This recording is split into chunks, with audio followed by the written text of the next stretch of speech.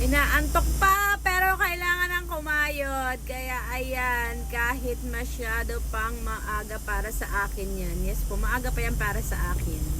Pero kailangan ng bumangon at tayo ay kumayod. Dahil today ay meron tayong deliveries.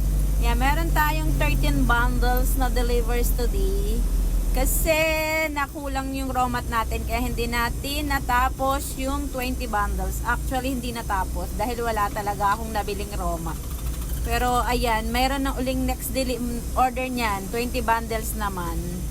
So for the go, at ayan, flex muna tayo ng ating mga i-affiliate. Yun, o, diba yung red string guys, grabe, napampaswerte yan.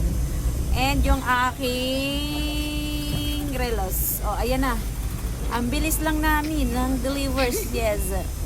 Delivery baba lang yan guys, tapos ayan na, layas na. Palaihi ka, hindi mo mapigilan at laging, alam nyo na, laging traffic sa Pilipinas. Ayan, kailangan nyo to guys. Napaka-komportable. Hindi mo na kailangan magpigil ng wiwi. Tingnan nyo naman yan guys, oh. Tapos dito, meron siyang takip. And, yan, kapag puno na o kaya bababa ka na, pwede mo na siyang dagalan. Tapos, tatapon mo na. Ayan, may takip din siya guys. Ayan, may takip siya dyan.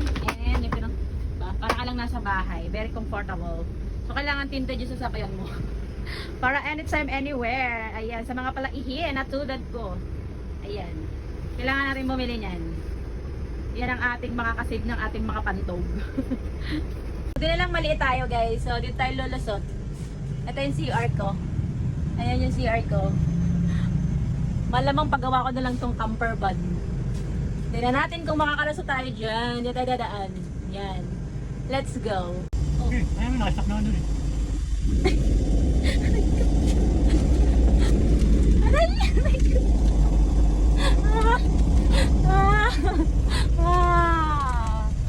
Nice! I survived the challenge. Ay, grabe na. Pauwi na tayo.